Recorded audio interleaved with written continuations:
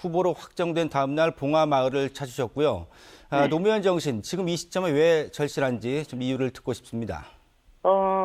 노무현 정신이라고 하면은 일단 개혁과 실사굿이라고 생각이 되고요. 네. 그 변화에 대한 희망이라고 하는 거는 이제 달코 다른 정치인이 아니라 제대로 일할 사람, 개혁과 실사굿이 정신을 갖춘 사람이 필요하다. 이걸로 이변과 이변을 만드신 분이 노무현 대통령 아니십니까? 네네. 그래서 저도 이번에 열린민주당 경선에서도 이겼고 또 단일화해서 본선에서 이길 수 있는 그런 노무현 정신으로 변화에 대한 희망을 만드는 정치를 하겠습니다. 네. 자, 이번 설 연휴 각 후보들 모두 매우 중요한 민심 잡기 행보를 보였습니다. 김진애 의원께서도 마찬가지 활동을 하셨습니다. 특히 다양한 음성 SNS 활동을 통해서 주목을 받으셨는데, 자, 서울 시민들의 민심을 좀 어떻게 들으셨고 또 어떻게 느끼셨나요? 일단 시장과 소상공인들, 자영업자들이 정말 이제 더 이상 버틸 수가 없다라고 하시는 말씀이 가장 컸습니다. 예. 그래서 저도 이번에 공약 중에 서울 시민 사다리라고 하는 것으로 소상공인과 그리고 여러 노동자들 합하면 한 47만 정도가 되는데요. 적어도 긴급 지원으로 최대 월 210만 원까지 6개월까지 할 수 있다. 이거는 제가 서울시의 재무 구조를 다 제가 분석을 해서 나온 결과거든요. 네. 왜냐하면 상인이나 소상공인이라는 건 도시의 일꾼이에요. 그래서 이제 각 국민들에 대한 재난 지원은 국가에서 하더라도 이 도시의 일꾼에 대해서는 서울시가 책임을 지는 저는 이런 태도가 꼭 필요하다고 생각을 합니다. 네. 네. 자, 이번 서울시장 선거에 반드시 투표하겠다 이렇게 밝힌 응답자 가운데 절반이 이 부동산 주거 정책을 최대 이슈로 꼽았습니다. 네. 자, 특히나 김 의원님께서는 도시계획 전문가신데 서울의 부동산과 주거 정책 좀 어떤 문제가 좀 있고 어떤 보관을 갖고 계신지요?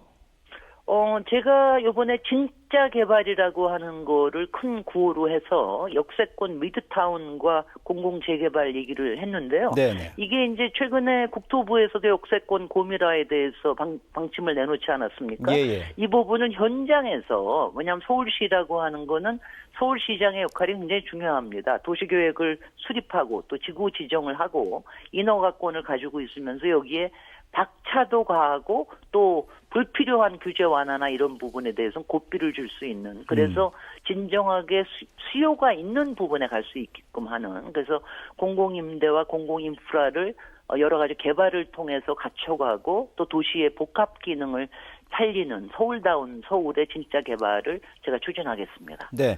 네. 변창흠 국토부 장관과의 어떤 호흡도 만약에 당선이 되신다면 상당히 중요할 것 같고요. 한 15년 호흡 맞춰왔습니다. 예. 잘 알고 있습니다. 예. 네.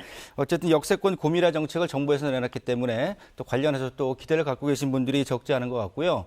네. 서울시장 선거에 나선 역시 여타 후보들 모두 부동산 관련 공약을 1순위로 내놓고 있는데 나경원 전 의원 같은 경우는 10년에 70만 호, 또 박영선 전 장관은 5년에 30만 호 공급안을 밝혔는데 글쎄요, 두 후보의 부동산 공약에 대해서는 어떤 평가를 내리십니까?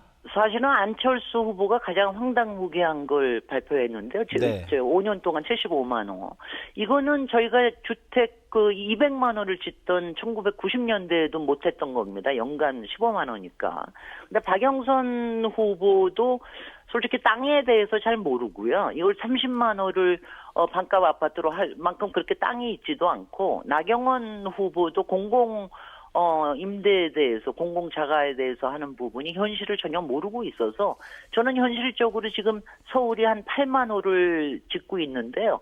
여기에 지금 국토부에서 한 12만 호 정도까지 이걸 올릴 수 있다라고 하는 부분에 대해서 제가 긍정적으로 하면서 이 부분에 박차를 가하려고 하고 있습니다. 예.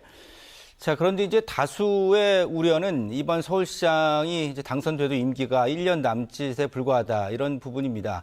과연 1년 동안에 실질적으로 서울의 어떤 변화를 이끌어낼 수 있겠느냐라는 부분이거든요. 이거 어떻게 생각하십니까? 그래서 서울시 대전환 같은 공약은 그건 허구고요. 네. 이번에 서울시장은 정말 실사구시의 서울시장이 필요합니다. 1년 3개월 동안 저는 이제 문재인 정부의 이른바 아킬레스건이 부동산 아닙니까? 예, 예. 이 부분에 대해서 지금 정책의 변환이 있기 때문에 이거를 서울시에 뿌리 내릴 수 있는, 그리고 코로나 지금 방역이 올해에도 계속될 텐데 코로나 위기 속에서 서울 시민을 지탱해주고 서울의 이제 상인들, 소상공인들을 지탱해줄 수 있는 이런 코로나 서울 시민 사다리 이런 부분을 집행할 수 있고 이거를 신뢰받을 수 있게끔 하는 게 제일 중요한 실사구시 서울시장의 역할이라고 보고 있습니다. 네.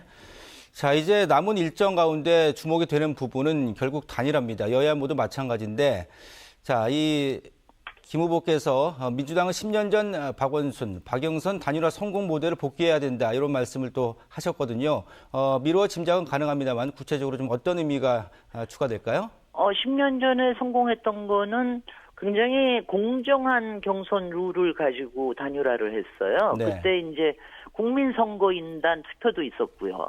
그 다음에는 여론조사도 물론 있었습니다. 그리고 토론이 중요하다 해서 토론을 하고 난 다음에 전문 배심원단이 한 2천여 명이 적합도를 평가를 했습니다. 그렇게 해서 박원순 후보가 됐는데 바로 이렇게 공정한 경선이 이루어져야 그 이후에 단일화 이후에도 다 같이 손을 잡고 다닐 수 있는 게 아닌가 이런 생각을 하고 있습니다. 네.